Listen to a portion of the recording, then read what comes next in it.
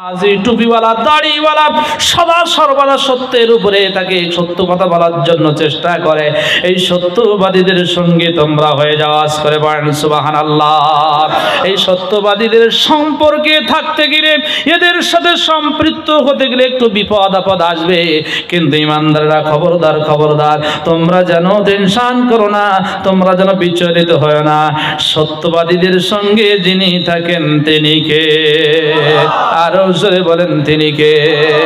এবার 93 নম্বর আয়াতের মধ্যে আমার আল্লাহ বলেন, রব্বানা ইন্নানা সামি'না মুনাদিআন ইউনাদি লিল ঈমান আন আমিনু বিরাব্বিকুম ফাআমান্না রব্বানা ফাগফির লানা যুনুবানা ওয়া কাফির عنا سيئاتنا وتوفنا مع الأبرار।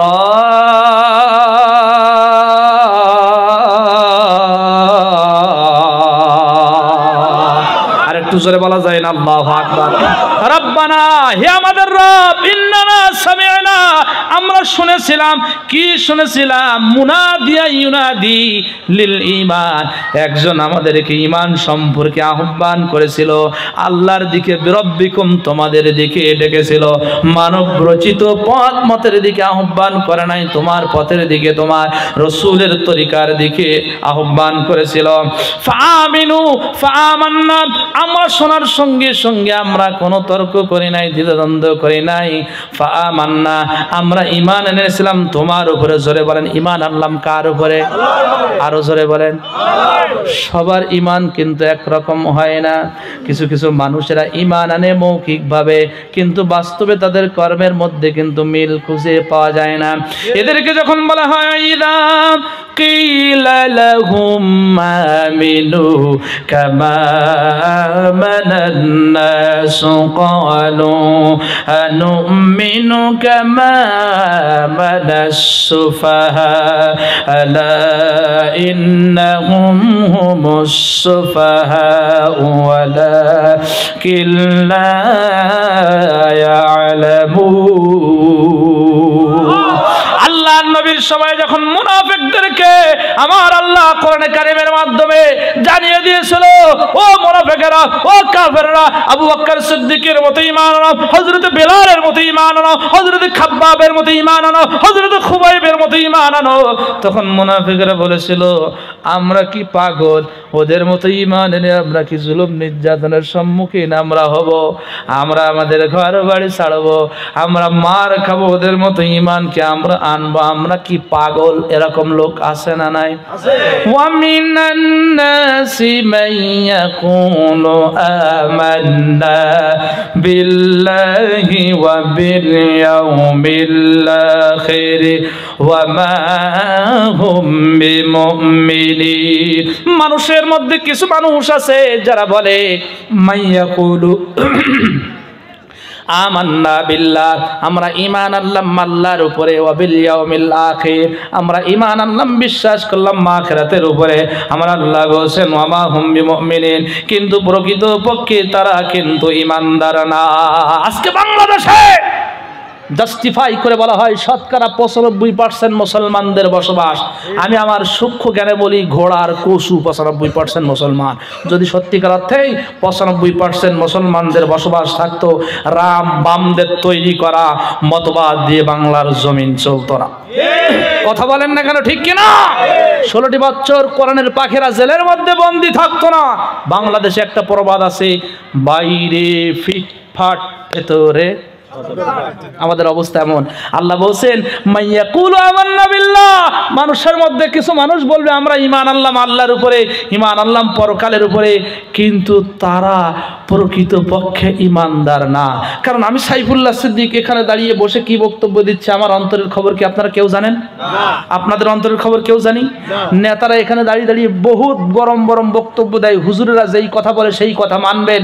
আবার আমরা দেখেছি তার দলের বিরুদ্ধে যাওয়ার কারণে, নেতার বিরুদ্ধে বিরুদ্ধে যাওয়ার কারণে, কর্মীদের বিরুদ্ধে যাওয়ার কারণে মঞ্চ থেকে নেমেই ওই হুজুরের বিরুদ্ধে মিথ্যা মামলা দিয়েছে। কথা বলেন না কেন, ঠিক কিনা? তাহলে ওর কথার কাজে কি মিল আছে? হ্যাঁ, নামাই দেয়া তো দূরের কথা। আমি আস্তে আস্তে আমার ভাইজানকে বলছিলাম, বক্তাদের গায়ে পর্যন্ত হাত উঠিয়েছে। আজকে তোমরা কোথায় একটু আসো না, তোমাদের ক্ষমতা কোথায়? তোমরা তো 16টি বছর খালি বলেছি খেলা হবে। এখন ময়দান তোমরা ছাড়ছো কেন? আর সত্য কথা বললে একটা পুঁজি ছিল, পাকিস্তানের দালালদের বাংলাদেশে কোনো ঠাঁই নাই। কিন্তু আমরা দেখেছি 16টি বছর যাদেরকে পাকিস্তানের দালাল বলে গালি দিয়েছিল, জুলুম করেছিল, মিথ্যা মামলা দিল, জেলের মধ্যে দিল, কোরআনের পাখিদেরকে, ইসলামী আন্দোলনের কর্মীদের, প্রথম সারির কাতারের নেতা কর্মীদেরকে মিথ্যা মামলা দিয়ে ফাঁসি রশিতে ঝুলিয়ে মৃত্যুদণ্ড দিল। এই মাঘের শীতে বাঘের গায়ে লাগে আমরা সাতক্ষীরা জেলার মানুষরা ঘুমাতে পারি নাই। বনে গিয়ে ঘুমিয়েছিলাম, ধান খেতে গিয়ে ঘুমিয়েছিলাম, বাগানে গিয়ে ঘুমিয়েছিলাম, স্ত্রীর কাছে সময় দিতে পারিনি, সন্তানদের কাছে সময় দিতে পারিনি। এত জুলুম নির্যাতন, তারপরেও তো আমরা ময়দান ছাড়ি নাই, ময়দান ছেড়ে তো পাকিস্তানে পালাই নাই। আর তোমাদের ক্ষমতার চেয়ার চলে গিয়েছে, তোমরা সব কিছু ছেড়ে তোমরা ভাত রান্না করো সেটাও খাইতে পারোনি, দিল্লির দাদা বাবুদের দেশে চলে গিয়েছো। ওদের আমাদের উপর জুলুম করার পরেও আমরা পালাই নাই, ময়দান ছাড়ি নাই, পাকিস্তানে যাই নাই। বাংলাদেশে পাকিস্তানের কোনো দালাল নাই, কিন্তু আমরা দেখেছি বাংলাদেশে ভারতের দালাল আছে। ইসলামের শত্রুরা ইসলাম জিন্দাবাদ জিন্দাবাদ, ইসলামের শত্রুরা হুঁশিয়ার সাবধান, আল কোরআনের আলো সংসদে জালো, আল কোরআনের আলো। ঢাকা আপনাদের তাকবীর দিতে হবে না, তাকবীর জোরে দিলে পাশে পুলিশ আছে, লাঠি দিয়ে লাঠি চার্জ করতে পারে। বাবা 5 তারিখের পরে আমরা যেন হাফ লেগে গেছে, আর আওয়াজ হচ্ছে না। এর আগে যত জোশ, মানে কথা বলতে দেরি কন কন করে উঠতো সব, আর এখন সব জোশ শেষ। সবাই হাত জাগান, নারায়ে তাকবীর। এই এলাকার মানুষ বুঝুক, একেবারে যেন কবর পর্যন্ত আওয়াজ চলে যায়। সবাই হাত উঁচু করে, লিল্লাহে তাকবীর,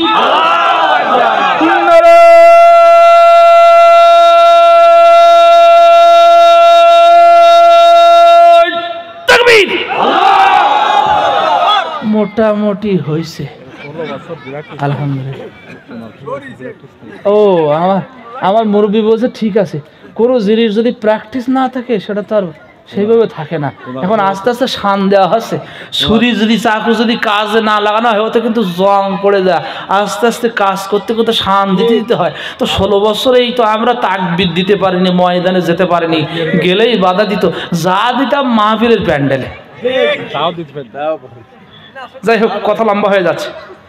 সম্মানিত ভাই এবং বাবাজিরা আমার, তাহলে সব মানুষের দাবি সত্য হবে? কিছু কিছু মানুষ টাউট বাটপার থাকবে, কিছু মানুষ বিপদ আপদ দেখলে দূরে সরে যাবে।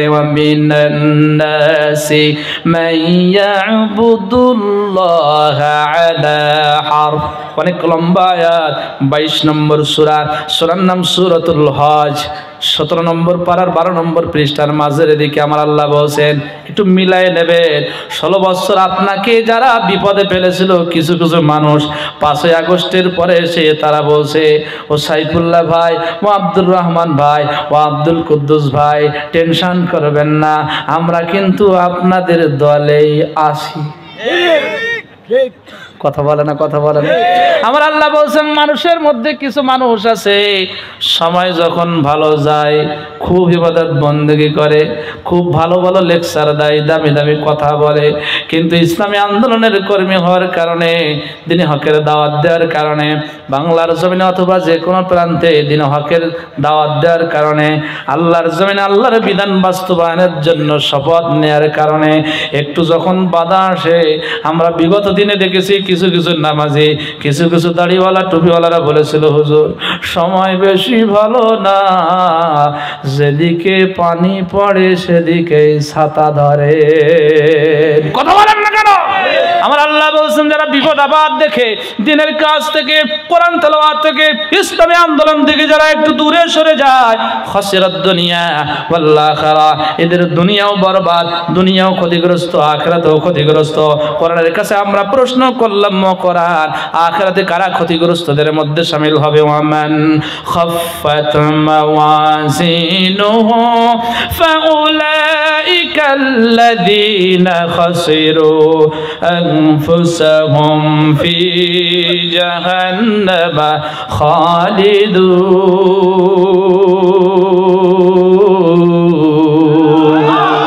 আমার আল্লাহ বলছেন কিয়ামতের ময়দানে পেছন দিক থেকে যাদের বাম হাতে আমলনামা উঠবে যাদের পাপের পাল্লা ভারী হয়ে যাবে কিয়ামতের ময়দানে যারা অপরাধী সাব্যস্ত হবে এবং চিরকাল যারা জাহান্নামে অবস্থান করবে এরাই হবে ক্ষতিগ্রস্ত বলেন তো আমরা জান্নাতে যেতে চাই না জাহান্নামে যেতে চাই একটু জোরে বলেন কোথায় যেতে চাই যত বাধা বিপত্তি আসুক না কেন আমরা দিনের পথ ছেড়ে দেব না কথা বলেন ঠিক কিনা এবার যারা জীবনকে বাজি রাখে তাদের পরিচয় আমার আল্লাহ কোরআনে কারিমের মধ্যে কত সুন্দর করে কোট করে দিয়েছেন 2 নম্বর সূরার নাম সূরাতুল বাকারা 208 208 নম্বর আর 2 নম্বর পারার 11 নম্বর পৃষ্ঠার প্রথম দিকে আমার আল্লাহ বলেন وَمِنَ النَّاسِ مَن يَشْرِي نَفْسَهُ ابْتِغَاءَ مَرْضَاتِ اللَّهِ وَاللَّهُ رَءُوفٌ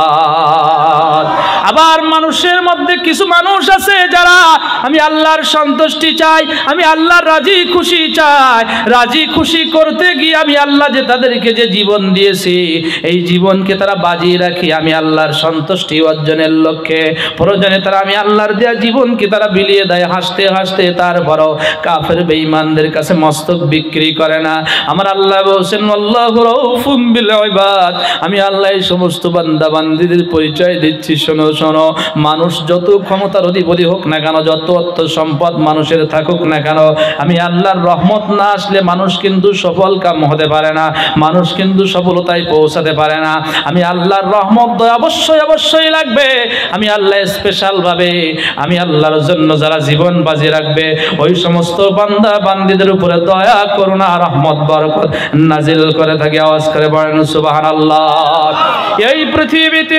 যুগে যুগে সকল নবী আলাইহিমুস সালাতু ওয়াস সালামরা আল্লাহর পথে থাকতে গিয়ে ঈমানের পরীক্ষা দিয়েছিলেন জীবনকে বাজিয়ে রেখেছিলেন সাহাবায়ে কেরাম রিদওয়ানুল্লাহি তাআলা আলাইহিম আজমাইন রেখেছিলেন বিগত 16টি বছর কোরআনের কর্মীরাও কিন্তু জীবন বাজি রেখেছিল তারপরে ওই ইকামত দ্বীনের আন্দোলন থেকে তারা কিন্তু নিজেদেরকে নিবৃত্ত করে নাই একজন সাহাবীর কথা বলি আমাদের ঘুমন্ত ঈমানকে একটু জাগ্রত করার জন্য আপনারা কি কষ্ট পাচ্ছেন না আমি কিন্তু বুঝাচ্ছি ওই যে আয়াতের উপরেই কিন্তু আছি আমরা শুনেছি আমাদেরকে আহ্বান করা হয়েছে কার উপরে ঈমান আনার জন্য কাদের মতো ঈমান আনার জন্য সাহাবীদের মতো ঈমান আনার জন্য সুবহানাল্লাহ আল্লাহর পয়গম্বরের একজন অন্যতম সাহাবী ছিলেন নাম হলো খুবাইব বিন আদি রাদিয়াল্লাহু তাআলা আনহু সকলের পরিচিত একটা নাম মূল ঘটনা বলা আমার উদ্দেশ্য না সংক্ষিপ্ত পরিসরে আমি বলছি শুধুমাত্র আমাদের ঘুমন্ত বিবেককে একটু জাগ্রত করার জন্য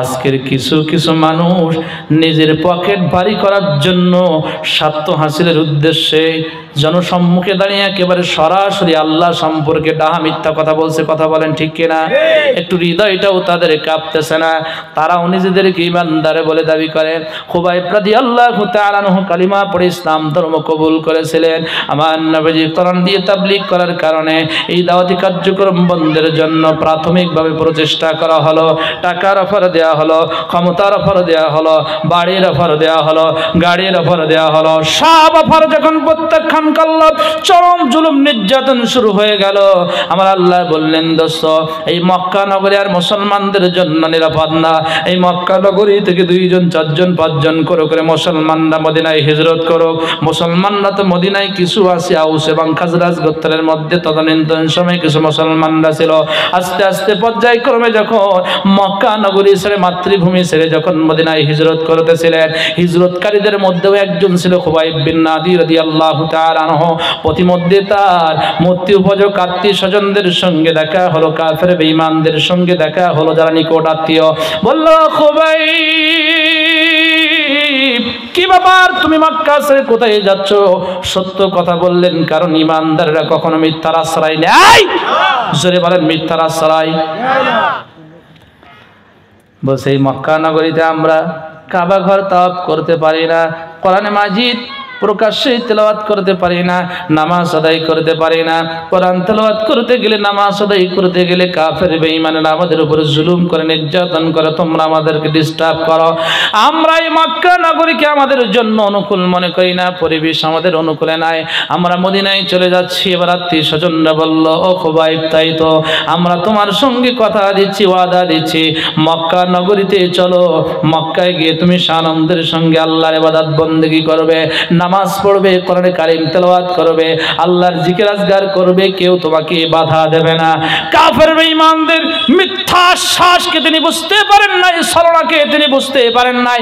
কারণ শয়তান যারা হয়, মিথ্যা কথাগুলো এমন সাজিয়ে গুছিয়ে জনসম্মুখে মিডিয়ার সামনে বলে, মনে হয় যে এর চাইতে সত্য কথা আর কেউ বলতে পারে না।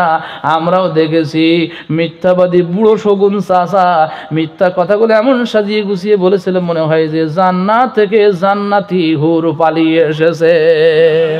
কথা বলে না, কথা বলে না। মানে আমরা বলতে গেলে আমাদের কিন্তু বাঁধবে মুখে, আমাদের অন্তরটা কাঁপবে, কিন্তু যারা ওই কাজের কাজী, ওদের ভয়।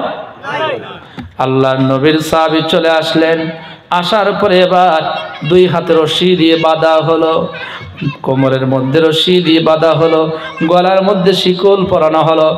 মক্কা নগরীতে এবার ঘোষণা করে দেয়া হলো, আগামীকাল সকালবেলা আব্দুল্লাহর বেটা মুহাম্মদুর রাসূলুল্লাহ সাল্লাল্লাহু আলাইহি ওয়াসাল্লামের একজন সহচর, খুব কাছের সাহাবী খুবাইব বিন নাদি রাদিয়াল্লাহু তাআলা আনহুকে বন্দী করা হয়েছে।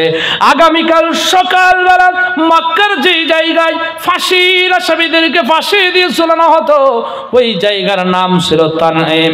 আগামীকাল সকালবেলা খুবাইব বিন নাদিকে এই তানঈম নামক স্থানে ফাঁসির রশিদে ঝুলিয়ে মৃত্যুদণ্ড দেওয়া হবে। আহলে উলামায়ে কেরামদেরকে নিয়ে যখন ব্যঙ্গচিত্র করা হয়েছিল, ফাঁসি দেওয়া হয়েছিল, নাস্তিক বেঈমানেরা কত আনন্দ করেছিল, উৎফুল্ল করেছিল। রাজাকারের বংশ নির্বংশ হয়েছে, বলেছিল পাকিস্তানের দালাল রাজাকারেরা এদেশে তাদের কোনো ঠাঁই হবে না। উলামায়ে কেরামদেরকে কত অসম্মান করা হয়েছিল সুদীর্ঘ 16টি বছর। অন্যায় না করার পর অন্যায়কারী সাজিয়ে তাদের কোমরে কিন্তু বেড়ি দেওয়া হয়েছিল, হাতে বেড়ি দেওয়া হয়েছিল, হাতে হ্যান্ডকাপ লাগিয়ে অপমান করতে করতে কিন্তু কোর্টে হাজিরা দেওয়া হয়েছিল। আর চরিত্র অভদ্র তাদের অন্যায় প্রকাশ্য করার কারণে, প্রকাশ্য বেরিয়ে থাকার পরেও তাদের কোমরে কিন্তু বেড়ি পড়ানো হয় নাই, তাদের হাতে কিন্তু হ্যান্ডকাপ লাগানো হয় নাই, সসম্মানের সঙ্গে কোর্টে হাজিরা দেওয়া হয়েছিল। অতএব কোরআন হাতে নিয়ে আমি বলতে চাই, উলামায়ে কেরামদের মাজায় রশি পরায় যারা, হাতে রশি পরায় যারা, আবু লাহাব আবু জাহেলের রক্তে তৈরি তারা। কথা বলা ঠিক না?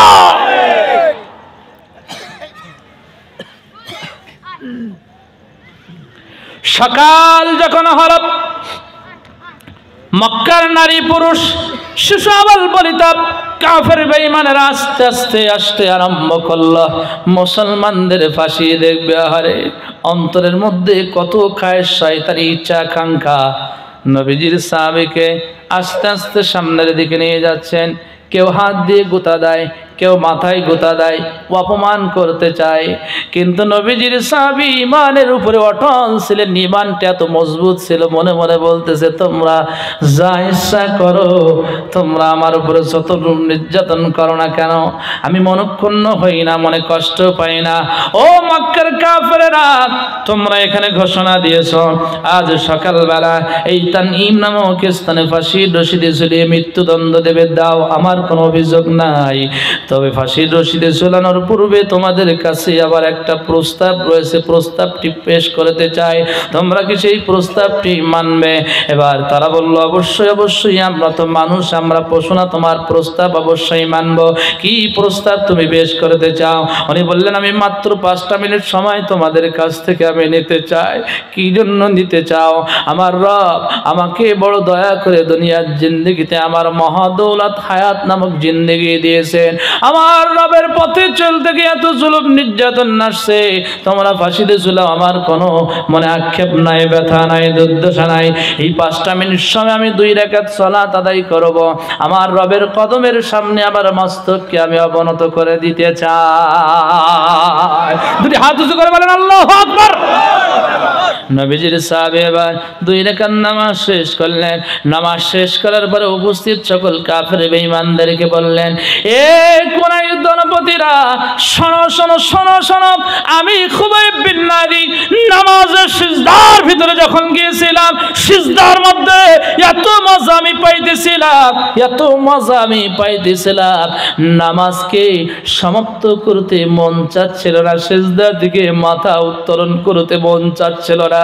হঠাৎ করে মস্তিষ্কের মধ্যে একটা চিন্তার উদয় হলো, আরে কাফের বেঈমানদের কাছ থেকে তো আমি একটা নির্ধারিত সময় চেয়ে নিয়েছি, আমি যদি আমার নামাজকে দীর্ঘায়িত করি, 5 মিনিট যদি ওভার হয়ে যায়, মক্কার কাফেররা মনে মনে ভাববে এবং বলাবলি করবে, মুহাম্মদ বিন আবদুল্লাহর উম্মতরা, মুসলমান নরনারীরা, তারা মৃত্যুর ভয়ে তারা সবাইকে দীর্ঘায়িত করে, তারা মৃত্যুকে ভয় পায়, তারা জীবন চলে যাবে এটাকে ভয় পায়।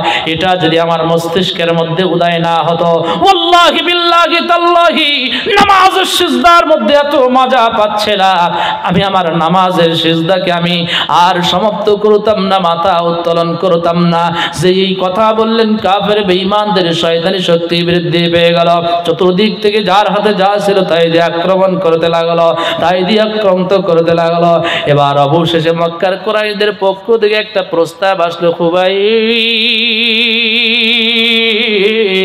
ও আল্লাহর পয়গম্বরের সাহাবী, আজকে ঘোষণা দেওয়া হয়েছে এই জায়গায় নির্ধারিত সময় তোমাকে ফাঁসিতে ঝুলানো হবে, কিন্তু আমরা ফাঁসিতে ঝুলানোর পূর্বে তোমার কাছে একটা প্রস্তাব আমরা আসতে চাই, একটা রিকোয়েস্ট আমরা করতে চাই, একটা নিবেদন আমরা করতে চাই।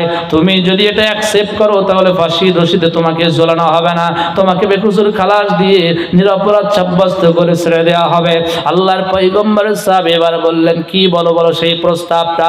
মক্কার কাফের বেঈমানেরা বলল, শোনো শোনো, এই জায়গায় ফাঁসি ঝুলানো হয়েছে, তোমাকে ফাঁসিতে ঝুলানোর জন্য, রশিতে ঝুলিয়ে মৃত্যুদণ্ড দেওয়ার জন্য, কিন্তু তুমি শুধু এটার পক্ষে মতামত দেবে, তোমার জায়গায় আব্দুল্লাহর বেটা মুহাম্মদুর রাসূলুল্লাহকে ফাঁসির রশিতে ঝুলিয়ে মৃত্যুদণ্ড আমরা দেব, এই পক্ষে তুমি শুধু সমর্থন করবে, আমরা দেই না দেই সেটা আমাদের একান্ত বিষয়, কিন্তু এই পক্ষে তুমি শুধু সমর্থন করবে। যদি তুমি মুহাম্মাদের ফাঁসির পক্ষে যদি সমর্থন করো তাহলে তোমাকে ফাঁসির হাত থেকে বাঁচিয়ে দেওয়া হবে, তোমাকে ছেড়ে দেওয়া হবে, সসম্মানে তোমাকে মুক্তি দেওয়া হবে। নবীজির সাহাবী 2 চোখের পানি ছেড়ে দিয়ে বললেন, কুরাইশেরা, ও মক্কার কাফেররা, তোমাদের চাওয়া পাওয়া এত নিচুতে নামবে আমি কখনো উপলব্ধি করতে পারি নাই, কখনো আমি ভাবতে পারি নাই। শোনো শোনো, আমার নবীজির ফাঁসির রায় দেওয়ার পক্ষে আমি সমর্থন দেয়া তো দূরের কথা, নবীজি কোনো পথ দিয়ে হেঁটে যাক আর নবীজির জুতা মোবারক ভেদ করে একটা কাটা আমার নবীজির পা মোবারকের মধ্যে অল্প একটু ফুটুক আর নবীজি শব্দ ব্যবহার করুক, এটাও আমি কখনো খুবাইব কামনা করতে পারি না। আল্লাহু আকবার হলো না। এবার মক্কার কাফের বেঈমানরা বুঝতে পারল খুবাইবকে আমরা হারাতে পারবো না, তার ইমানের বলে সে বলিয়ান রয়েছে, ইমানটা বড় মজবুত। চতুর্দিক থেকে তরবারি দিয়ে আঘাত করা হলো, তরবারির আঘাতে তার গোটা শরীরটা রক্তে রঞ্জিত হয়ে গেল, রক্তক্ষরণ হতে হতে এক পর্যায়ে আল্লাহর পয়গম্বরের সাহাবী যখন দুর্বল হয়ে গেলেন, মাটিতে লুটিয়ে পড়লেন, আহারে প্রতিবাদ করার মতো কেউ নাই, প্রতিবাদ করার মতো কেউ নাই। তরবারি দিয়ে আঘাতে রক্ত রঞ্জিত করে দেওয়া হলো, রক্ত ঝরতে ঝরতে যখন একবারে শেষ পর্যায়ে চলে আসছি, আমার আল্লাহ মালাকুল মউতকে বললেন, যাও, আমার বান্দার হায়াত শেষ হয়ে গিয়েছে, জানটা কাবাজ করলো। আল্লাহ নবীর সাহাবী হাসতে হাসতে বুকের তাজা রক্ত জমিনে ঢেলে দিলে, তারপরও দিন ইসলাম ছাড়ে নাই, নবীর তরিকা থেকে বিচ্যুত হয় নাই। আজকেও যারা আমরা খুবাইব বিন নাদির উত্তরসূরি, তারেক বিন জিয়াদের উত্তরসূরি, আমাদের অন্তরের মধ্যে দৃঢ় প্রতিজ্ঞা করতে হবে, আমাদেরকে ইরাদা করতে হবে, দেহে প্রাণ থাকবে যতক্ষণ, ইসলামের পথে থাকবো ততক্ষণ, যত জুলুম নির্যাতন নাসুক না কেন দিনের পথ আমরা ছেড়ে দেব না। প্রয়োজনে আমরা বুকের তাজা রক্ত জমিনে ঢেলে দেব, তারপরেও কোনো কোরআন বিদ্বেষীদের কাছে মাথা বিক্রি করব না। রাজি আছেন কারা কারা? দুটি হাত আল্লাহকে দেখিয়ে দেন তারা তারা। আল্লাহ কবুল করুন। আরো জোরে বলেন আমিন। ঈমান এনেছি কার উপরে? আল্লাহর উপরে। ক্বালু রাব্বুনাল্লাহ সুম্মা ইসতাকামু। আমরা ঈমান এনেছি এই কথা বললেই কি আল্লাহ ছেড়ে দেবে?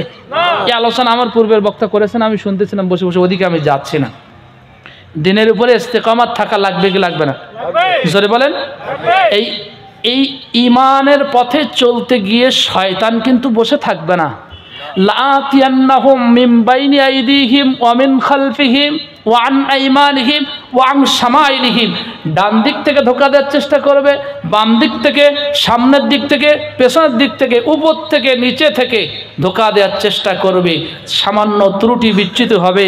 আমার আল্লাহ শিখিয়ে দিচ্ছেন, আমার যে সমস্ত বান্দাবান্দিরা আসমান থেকে, আসমান সৃষ্টি নিয়ে, জমিন সৃষ্টি নিয়ে, রাত সৃষ্টি নিয়ে, দিন সৃষ্টি নিয়ে গবেষণা করে, এরা মুত্তাকি হয়েই ক্ষান্ত হবে না। আমি আল্লাহ ইবাদত বন্দিগি করার ক্ষেত্রে সামান্য ত্রুটি বিচ্যুতি হবে, এই মুত্তাকি বান্দা বান্দিরা তখন আমি আল্লাহর কাছে বলবে, আল্লাহ রব্বানা ফাগফির লানা, আল্লাহ আমাদের এই ত্রুটি বিচ্যুতিগুলো ক্ষমা করে দাও। সূরা আল্লাহু আকবার বলতে পারলে না? শয়তান কি আমাদের ভালো চায়? কথা বলেন না কেন?